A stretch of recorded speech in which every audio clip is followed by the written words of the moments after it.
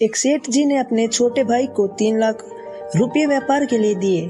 उसका व्यापार बहुत अच्छा जम गया, लेकिन उसने 1 रुपये बड़े भाई को वापस नहीं लौटाए। आखिर दोनों में झगड़ा हो गया। झगड़ा भी ऐसी सीमा तक बढ़ गया कि दोनों का एक दूसरे के यहाँ आना जाना बिल्कुल भी बंद हो गया। घृणा व द्वेष का आंतरिक संबंध अत्यंत गहरा हो गया। सेठ जी हर समय हर संबंधी के सामने अपने छोटे भाई की निंदा, निरादर व आलोचना करने लगे। सेठ जी अच्छे साधक भी थे, लेकिन इस कारण उनकी साधना लड़खड़ाने लगी। भजन पूजन के समय भी उन्हें छोटे भाई का चिंतन होने लगा। मानसिक व्यवस्था का प्रभाव तन पर भी पड़ने लगा। बेचैनी बढ़ गई, समाधान नहीं मिल रहा था। आखिर वे एक संत के पास गए और संत श्री ने कहा, बेटा तू चिंता मत कर, ईश्वर कृपा से सब ठीक हो जाएगा। तुम कुछ फल व मिठाइयाँ लेकर अपने छोटे भाई के यहाँ जाना और मिलते ही उसे केवल इतना कहना, अनुज सारी भूल मुझसे हुई है, मुझे क्षमा कर दो। सेठ जी ने कहा, महाराज मैंने उनकी मदद की है और क्षमा भी मैं ही मांगू। संत श्री ने उत्तर दिया, परिवार में ऐसा कोई भी संघर्ष नहीं हो सकता जिसमें दोनों पक्षों की गलती न हो। चाहे एक पक्ष की भूल 1% हो, दूसरे पक्ष की 99%, पर भूल दोनों तरफ से होगी। सेठ जी की समझ में कुछ नहीं आ रहा था। उसने कहा, महाराज मुझसे क्या भूल हुई?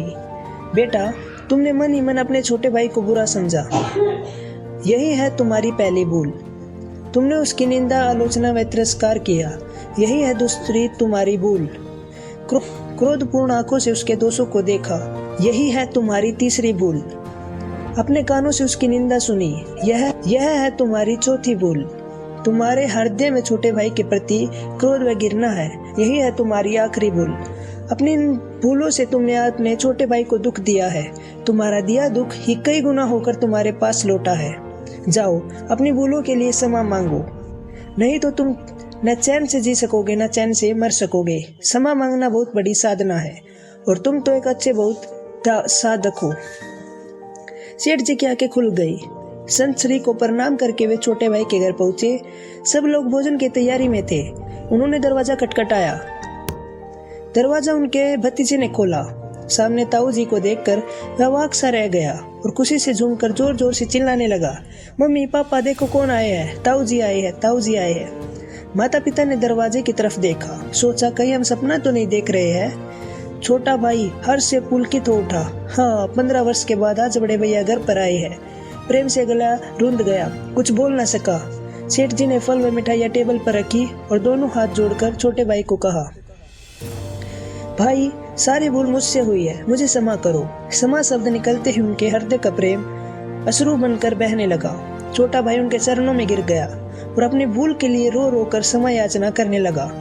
बड़े भाई के प्रेमाश्रु छोटे भाई की पीठ पर और छोटे भाई के पश्चात वह प्रेम मिश्रित अश्रु बड़े भाई के चरणों में गिरने लगे। समय में वह प्रेम का था सागर फूट पड़ा। सब शांत चुप, सबकी आंखों से अविरल अश्रुधारा बहने लगी। छोटा भाई उठ कर गया और रुपये लाकर बड़े भाई के सामने रख दिए। बड़े भाई ने कहा, भाई आज मैं इन कोड़ियों को लेने के लिए नहीं आया हूँ। मैं अपनी भूल मिटाने, अपनी साधना को सजीव बनाने और द्वेष का नाश करके प्रेम की गंगा बहाने आया हूँ। मेरा आना सफल हो गया, मेरा दुख मिट, अब मुझे आनंद का एहसास हो रहा है।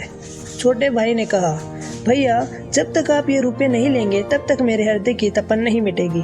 कृपया करके आप ये रुपये ले लो। सेठ जी ने छोटे भाई से रुपये लिए और अपना इच्छा अनुसार अनुज बधू भतीजे व भतीजे में बांट दिए। सब कार में बैठे घर पहुंचे।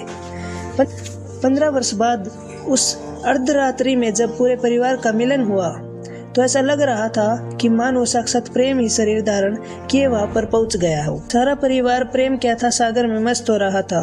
क्षमा मांगने के बाद उस सेठ जी के दुख, चिंता, तनाव, भय, निराशा रूपी मानसिक रोग जड़ से ही मिट गए और साधना सजीव हो उठी। Thanks for watching.